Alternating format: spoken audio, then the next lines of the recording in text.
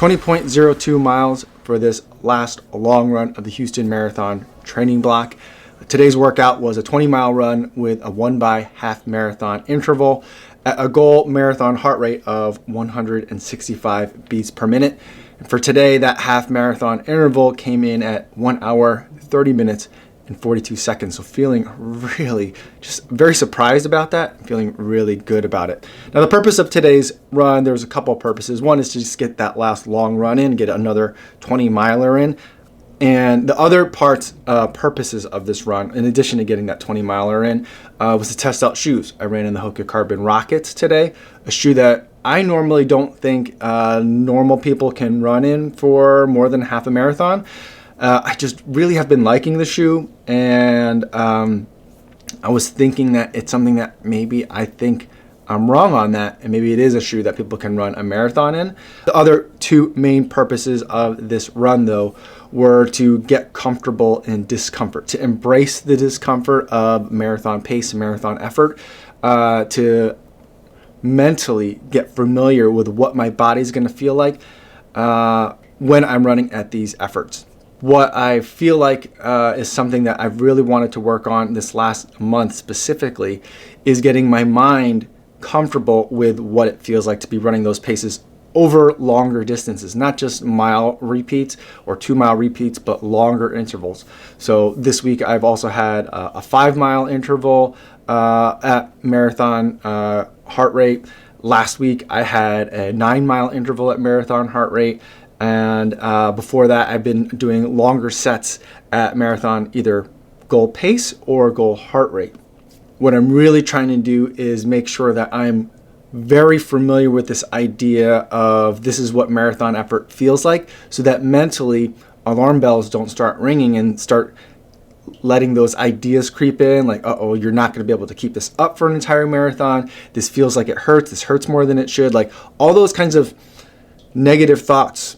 All those thoughts that even if they're true, I don't want them to kind of start permeating, or if they do kind of start entering my consciousness, I don't want that to let me slow down. So I want to be able to push past what my body or my mind thinks my body can do. And so that's the whole kind of concept of kind of embracing the discomfort, wallowing in it, sitting in it, feeling it, experiencing it. Letting it kind of just wash over, being okay with it. And that's a big part of what today was. And then the last part is to just kind of test things out for Houston. Houston's going to be in 15 days as of the day of that workout. I wanted to test out, is that target heart rate that I've somewhat arbitrarily chosen sustainable for 26.2? Where does that get me? So like, where should I stand? Like, where should I line up when I get ready for the race?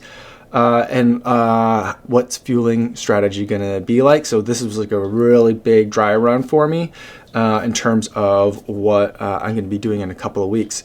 Now, the weather for today was temperatures were just above freezing with a stiff wind coming out of the northwest. So I tried to plan it so that most of the marathon effort was going to be with a tailwind. And so I think about 10 of those miles had a tailwind to it, which was nice, but it also was pretty cold today. And I didn't have any water support. I did take a Unived Elite Drink Mix. I chugged one right before I left. I also had a big breakfast before I left. But other than that, I just had a couple of gels or a few gels that I brought with me for today. And that seemed to work out just fine for the temperature. So those are some of the things that I've been testing out. Now, in terms of the results of how today's long run went, I think the Rockets are fine. My feet started to feel like I wished I had a little bit more cushion, but at no point did my foot start to hurt. And by the end of the run, after the 20 miles, I still felt pretty good. My legs didn't feel too trashed afterwards. I pretty much got home, got in a shower, and then had to take the baby to her gym class, and it's a daddy and me gym class. So I was chasing her around the room, jumping on gymnastics equipment, and so that did pretty well for me. I like having the feel of the Rocket's carbon fiber plate over the Carbon X's carbon fiber plate. Those are my two main shoes that I'm considering. So right now I'll probably race in the Carbon Rocket. I'll bring the Carbon X with me depending on how my feet feel over the next couple of weeks in the taper. How beat up do they feel? That way I can have the Carbon X as kind of my backup. The other thing that result of today is I felt very comfortable in the discomfort of what I think might be my marathon effort. And I think it ended up being sometimes around 160, but for the most part being from like 160 to 165 to like 168. I don't really think I got quite up to 170 or much higher than that. So I felt really good about that 160 to 165 number. And throughout most of the run, there were times where I felt like I did have to kind of pick it up. I found myself mentally kind of like lagging from time to time. And I would have to remind myself, all right, pick it up a little bit, work a little bit harder, working on my breathing, working on rhythm, just trying to get into a groove. And the time ended up being 1:30 and 42 seconds for the half marathon distance. That puts me at like 3 hours and, it puts me at a marathon PR, because my marathon PR is 3 hours, 1 minute, 53 seconds, I think. So if I were able to just double up the half marathon that I did today, that would put me at 3 hours and, no, it would put me at 3 hours, 1 minute and 40, which would be really great. That'd be amazing. So, I'm not really sure what that means for Houston, because that was the other big thing in terms of being able to be comfortable in that discomfort. And I felt comfortable. I never felt horribly discomforted. I never felt panic. I never felt like things were like, I never felt that dread of like, there's no way I can keep this up for another 13.1 miles. By the end, I was feeling tired, but I resisted the urge to kind of surge at the end. I think I may have a little bit, but I wanted to just see, like, if I ran at around 165 for the heart rate, how would that make me feel mentally? Where would that put me time-wise? And everything kind of felt great. Now, today might have just been a great running day. That's certainly possible. I hope that's not it. I hope it's just more representative of where I'm at fitness-wise, rather than being exceptional or like just like a great fluke running day.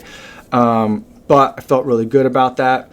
It makes me think that, previously going into this workout, I was thinking a 310.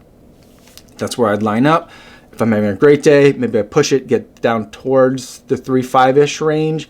Or if nothing else, just try to hold on, at least get the 310, which is my Boston qualifying time, and get another Boston qualifier in. Get that out of the way early in the year. That'd be kind of a great way to start the year. But now I'm not sure. Now I'm thinking I have to look further at it. I haven't looked too close at the Houston Marathon in terms of what numbers of pacers there's going to be. If there is even going to be a 305 group, I'm not sure that there is. But I'm thinking that right now I'm going to go out with try to find some people that are looking for about 305-ish, run with them, and hopefully by the end I can track down that 3-hour pace group or see how close I can get to them. I think a lot of it's going to come down to how the taper goes over the next couple of weeks, what the weather ends up being like in Houston, how humid it is or isn't, and just how I'm feeling on that particular day. I'm going to be traveling to another city. I'm going to be out of my normal routine. Hopefully I'm not picking up a cold or, those kinds of things. I'm just going to leave it loose. I'm not going to necessarily go to Houston with like a 2:59:59 in mind. But we'll see how it goes, see how I feel by the time I get there. Hopefully, in the next 2 weeks, not only will I rest up, but the strength that I'm building from workouts like today will continue to make me stronger faster. So we'll see where 165 brings me. I'll be spending a lot of time the next 2 weeks kind of reminding myself of all like the hard conditions, of all the difficult runs that I've had. There haven't been many just because all low heart rate training, Maffetone, all the runs are like easy. You feel great. But the conditions haven't been easy. Getting out there hasn't been easy.